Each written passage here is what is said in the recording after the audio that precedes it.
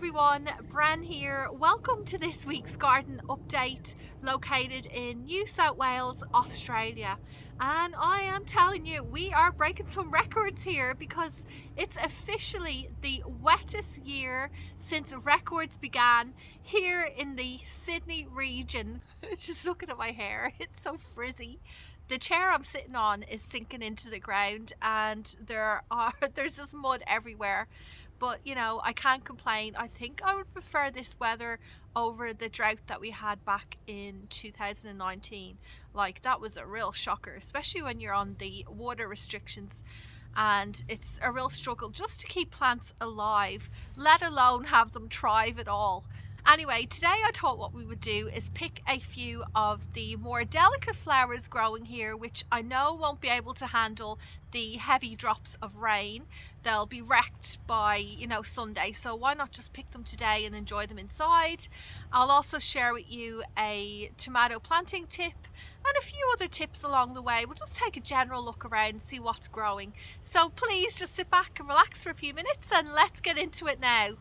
Oh my goodness, that patch that Cheeky Chuck is in is where I have some ivory calendula. Out you get! I know it does look a bit like lettuce, doesn't it, the foliage, but this isn't. This is one of my flowers. The actual proper name for this variety is called Ivory Princess, and I just spotted one of the first buds. There's another one in there, and this variety is a bit different to the ones I usually grow. Over here in the raised garden bed area are some examples of what I'm talking about. I typically grow each year the varieties that have the orange and the yellow blooms. While I will always make room for calendula varieties in these colours, I am excited to try out the Ivory Princess. Those blooms will be more of a peachy white colour. This garden is going to be pelted with rain tomorrow, so I'm thinking I might go and harvest a bunch of the Icelandic poppies. Here's my little patch of them, and these are an extremely delicate flower which will not be able to handle heavy raindrops falling down on the petals. They will, lose them all tomorrow, so I'm thinking I might as well just pick a bunch of them now and enjoy them in the kitchen. Oh, I'm just in love with them. Aren't they gorgeous? I also need to cut back all of these spent blooms because Icelandic poppies are a cut and come again plant. So the more I deadhead, the more fresh flower buds each plant will come up, and the larger the display I'll get over the next few weeks. I wasn't fast enough getting out my phone camera, but I spotted a cute little hoverfly resting in the center of one of these blooms, and he saw me coming because he flew away, but it was absolutely adorable. There's some germination happening over here in these trays where I planted some corn and beans. All bar one of the glass gem corn seeds have sprouted. I absolutely love growing this variety each year since I started maybe 2 years ago. I think this will be my third season. The colours are incredible, and it is the best fun opening them up and seeing what patterns are there underneath. Nothing happening yet with this sweet corn sun and snow. I just remembered when I was sorting through my corn seeds, I found some strawberry corn and some mini blue corn which I had saved from a couple of years ago. So I'm thinking I may plant them as well. Now the great thing about both those varieties is they are a lot shorter. I think from memory maybe 1.5 meters in height, and you can grow them in containers. The last time I grew them I put them in one of the raised beds, but I'm thinking this year I might put some in containers. They are so pretty, you can use them for popping, but my plan with them is possibly using them in flower arrangements as something just a little bit different. They should be ready in autumn time or fall, so I think those two colours, the blue and the red, would look really nice in autumnal arrangements or bouquets. Here with the climbing beans, I have the Purple King, and over here are the Kentucky Wonder Wax. They have sprouted too.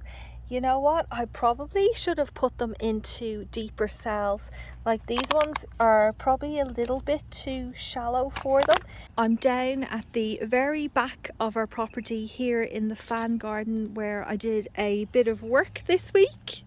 This whole bed at the back got planted out. There's mostly dahlias in this bed, a mixed bunch that I dug up from a different area of the garden. You can see there's sprouts appearing. But at the very back, I did put in some tomato plants, which I purchased because the ones I'm growing from seed are so puny. I thought I won't be getting tomatoes from them until well after Christmas, and I really want to have some tomatoes to enjoy in December. So, you know, I think it's a good investment buying a few plants. They don't cost too much compared to the production or yield of tomatoes that you'll get off each of them. I think these plants mostly cost me about, was it $5 or $6? So I've got honey drop, black cherry and Tommy Toe. I still have one more tomato plant to put in, and it's this Tigerella. I actually purchased this plant from Bunnings. They sell a range of the Diggers Club heirloom plants. So they've got, like, for summertime, they've got tomatoes. I think they've got eggplants as well. I can't think off the top of my head, but I do like buying some of their tomato varieties. A little tip when you're planting your tomatoes is that you can actually bury them in the ground deeper than what they are growing in the pot. So you can put a whole chunk of this stem in the ground too. But before you do that, you have to make sure that you remove any of these branches and foliage from the stem that you're going to bury in the soil. All I do is I get my snippers and just remove them like this. You can even use your thumb just to pinch it off as well if they are only little small shoots. You might be wondering why I would go to this extra effort of clearing off the stem and burying it in the ground lovely and deep. And that is because with tomato plants, roots appear all along here, all along the stem. So the deeper I plant it, the more roots will form, giving it a really nice large healthy root ball, which will encourage the plant to grow vigorously, produce lots of fruit, and hopefully it will make it nice and healthy and disease resistant. I forgot to mention that it's important that you do leave a few leaves on those tomato plants, so don't completely strip off all the foliage. I mean, this is just what I do as usual. I'm not an expert, but I would leave at least 5 offshoots on the plant. So, I mean, I was able to remove quite a bit off that particular tomato plant because it was quite large. But if you are putting in smaller plants into the ground, just be aware of that you don't want to remove everything. Otherwise, the plant won't be able to photosynthesize. It won't have any green on it, and it will probably end up dying. I don't think I showed you this nasturtium patch last week. I meant to, but I don't think I did. I was just blown away by the size of some of these leaves. So let's say, for example, we can do a bit of a comparison. This is what I would consider a standard size nasturtium leaf. Let's bring it over here and pop it down in there, and you'll be able to see the size of this one. It's absolutely massive. And don't forget with nasturtiums, these leaves are edible as well as the flowers. Here's one down here. Actually, I've got a couple more examples to show you. There's a couple more. And also their seed pods are edible too. A lot of people like to pickle these. I think they're called poor man's capers.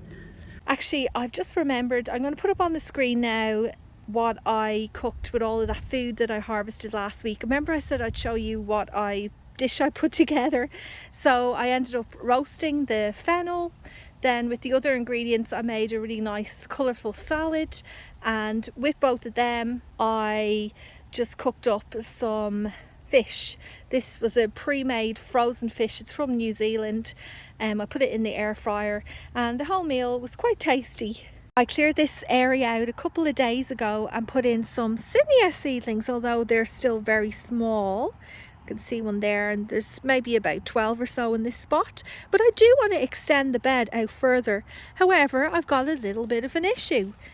Down here you can see all this green strappy foliage. Well, this belongs to the daffodil bulbs which are underground in this spot, and I really want to just cut them back, but this would not be a good thing to do because it will affect my blooms next year. It's these green leaves that create energy, which I believe gets directed back down into the bulb, enabling that bulb to create beautiful daffodil flowers next year.